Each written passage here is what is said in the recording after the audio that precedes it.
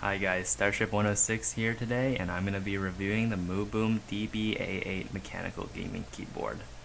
So today I'm going to be basing my review off this list of qualities that I'm going to discuss. So first on the list is build quality. When you pick up this gaming keyboard, you'll notice it's actually fairly heavy. I mean, the plastic they use is not that cheap kind that's super lightweight and flimsy. It has a pretty solid feel to it. Does not bend. I've had some keyboards that you could bend them like this. That's pretty terrible. I think a keyboard should not be able to do that. The keys, they're the same material as the rest of the body, which is nice. They're also that hard plastic, can't squish them at all. Yeah, LEDs, they're LEDs. They light up. They're decent. I mean, I have nothing to pick with the build quality about the LEDs. You could there's some springs inside. I've not have any problems with the springs, and I think this kind of ties in with longevity. There's nothing like wrong with this that can make me question the longevity. I haven't owned this for too long yet, but I mean, everything's there. There's nothing like too flimsy that I think would break. Another important thing is this connection point.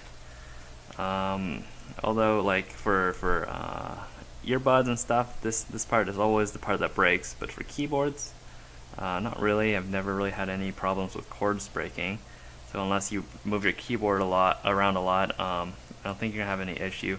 This one, I'm not sure if it's defective or anything, but it doesn't quite line up. I don't know if you can see, it doesn't quite line up. But I mean, that's okay for me. If you're going to be moving this around a lot, that might be something to consider. Yeah, so that kind of ties in with longevity. Ease of use, this keyboard is very nice. I mean, just typing feels really nice with it. It might not be a real mechanical keyboard, but it sure as hell sounds like one. Kind of feels like one. And it's definitely easy to type with. I way prefer it over my laptop keypad. Spacing of the keys is perfect. Nothing wrong with it. If you're coming from a different keyboard, of course, with any keyboard, there's going to be like an adjustment phase, so you'll be typing like wrong stuff all the time. But I mean, after that, you'll get used to it. Fits perfectly. I have medium-sized hands. And they're just fine for me. I'm sure smaller hand people will be fine. Larger hand people will also be fine. Effectiveness, I mean, it gets the job done. You type stuff, it appears there. There's no delay or anything. Yeah, very effective keyboard. I feel like compared to my laptop keyboard, I definitely can type a lot faster with this keyboard, especially when I'm writing reviews. I feel like I could type a lot faster than my laptop keyboard. Aesthetically, it looks pretty good. I mean, it looks like one of those expensive gaming keyboards. Clearly a fraction of the price is only 20. I'm tying all of these together, but at a fraction of the price, it looks $21 right now. When I got it. Yeah, it's just a fraction of the price. You get multiple light modes. You see, it comes with an instruction manual.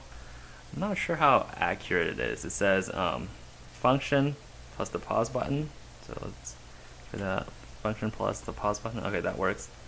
That toggles the breathe option, so the light just kind of feels like it's breathing, and it cycles through all the different colors, the 3 colors, red, blue, and purple, I believe. Yeah, purple. And there's function plus the scroll key, and that turns it off, puts it to red, blue, or purple, and it just stays like that. So it's just a constant color. And let's see, function plus the print screen key. I don't think this is the one that. Oh no, it does work. Okay.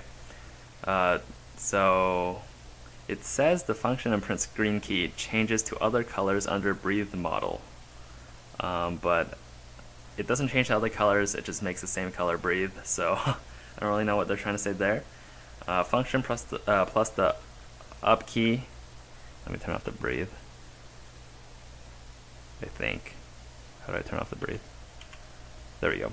So you could with the function plus the up and down arrows, you could control the brightness of it, which is nice if you're like in a dark room and this is lighting up the whole room, which it really doesn't. You could adjust it. Yeah, which is convenient.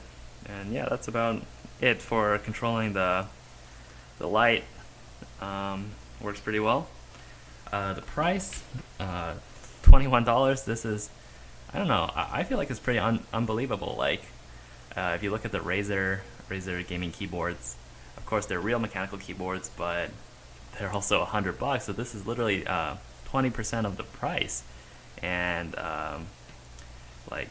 price ratio wise, this is extremely comparable to the Razer one. I mean, it does say MooBom right here instead of Razer, but I mean, if you could look past that, I mean, yeah, it's pretty good. As for my rating of this, I mean, there's really no question. I would give it a 5-star rating. Pricing is perfect. You know, this goes above and beyond what I expected for paying $21 for a gaming keyboard. Most of all, that's supposed to be an imitation mechanical. And the LEDs are nice touch. Nothing is not working. Just the instructions are a bit awkward, but I mean, didn't take me long to figure out what everything does. And the cord is a little wonky, but I mean, who cares? I don't really care. I won't take off any stars for that.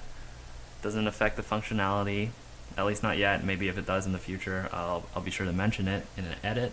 But if there's no edits, please assume that everything is working and fine. So yeah, 5-star rating. There's nothing really else to say. That's about it. I hope you've liked this review and found it helpful. If you have or haven't, please let me know with the rating system below. And yeah, have a good day and see you next time.